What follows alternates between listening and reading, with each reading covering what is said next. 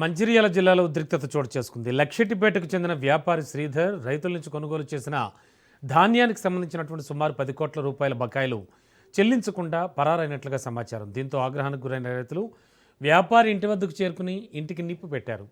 సమాచారం తెలుసుకున్న పోలీసులు ఘటనా స్థలికి చేరుకుని పరిస్థితిని అదుపులోకి తీసుకొచ్చే ప్రయత్నం చేస్తున్నారు. తమకు రావాల్సిన ధాన్యం బకాయిలు పూర్తిగా చెల్లించే వరకు వ్యాపారి ఇంటి వద్ద నుంచి వెళ్లేది లేదంటూ రైతులు స్పష్టం చేస్తున్నారు.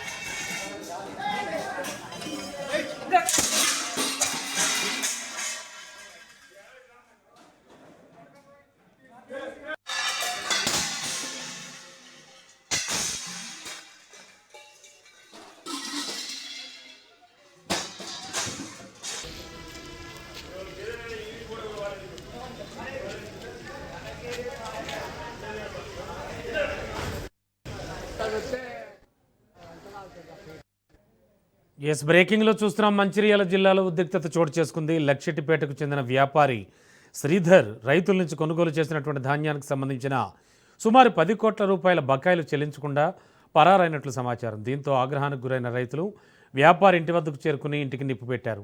సమాచారం అందుకున్న పోలీసులు ఘటనా స్థలికి చేరుకుని పరిస్థితిని అదుపులోకి తీసుకొచ్చే ప్రయత్నం చేస్తున్నారు. తమకు రావాల్సిన ధాన్యం బకాయిలు పూర్తిగా చెల్లించే వరకు వ్యాపారి ఇంటి వద్ద నుంచి వెళ్లేది లేదని రైతులు స్పష్టం చేస్తున్నారు.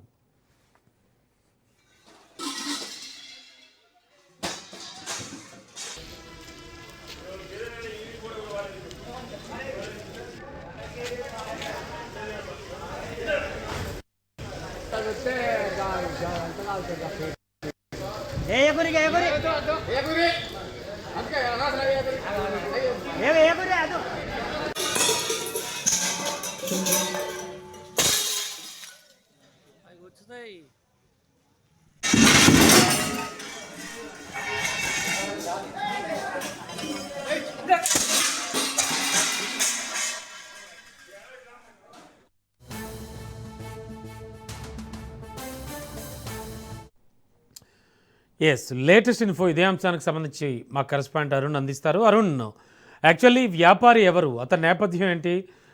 అంటే దాదాపు 10 కోట్ల వరకు బకాయిలు పెట్టాడు అంటున్నారు. ఏం జరుగుతోంది? అధికారులు ఏం చెప్తున్నారు ముఖ్యంగా?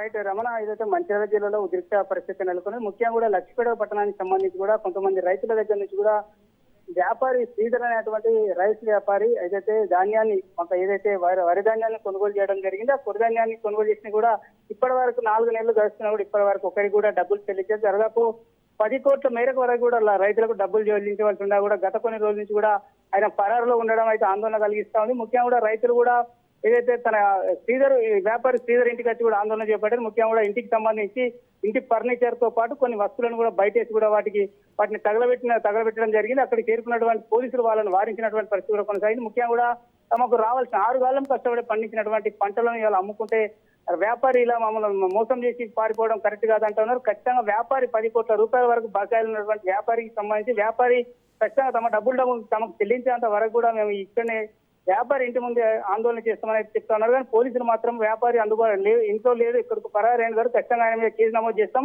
మీరు ఫిర్యాదు చేయండి, కేసు నమోదు చేసి కూడా వాళ్ళను పట్టుకుంటామని చెప్తా ఉన్నారు. కానీ వాళ్ళు సత్యమేరే అనుకుంటా వినకుండా కూడా ఉన్నారు. రైతులు ఖచ్చితంగా కూడా తమకు న్యాయం జరగాలి, తమకు కావాల్సినటువంటి డబ్బులను తమకు చెల్లించాలని కూడా డిమాండ్ చేస్తా ఉన్నారు. కానీ పోలీసులు మాత్రం ఇంకా ఎటువంటి గొడవలు జరగకుండా కూడా భారీగా కూడా బందోబస్తు ఏర్పాటు చేసిన. ముఖ్యంగా కూడా రైతులు మాత్రం ఇప్పటికి కూడా అక్కడ వ్యాపారి శ్రీధర్ ఇంటి వద్దనే ఏదైతే ఆందోళన కొనసాగిస్తున్నటువంటి పరిస్థితి కొనసాగుతుంది. కానీ మొత్తానికి చూస్తే కూడా రైతులను అయితే 10 కోట్ల రూపాయల వరకు టొక్కరేసి పారిపోయినటువంటి శ్రీధర్ని అయితే ఖచ్చితంగా పట్టుకొని రావాలంటూ కూడా రైతులైతే డిమాండ్ చేస్తున్నటువంటి పరిస్థితి ఉంది. Ramana, okay, thank you Arun.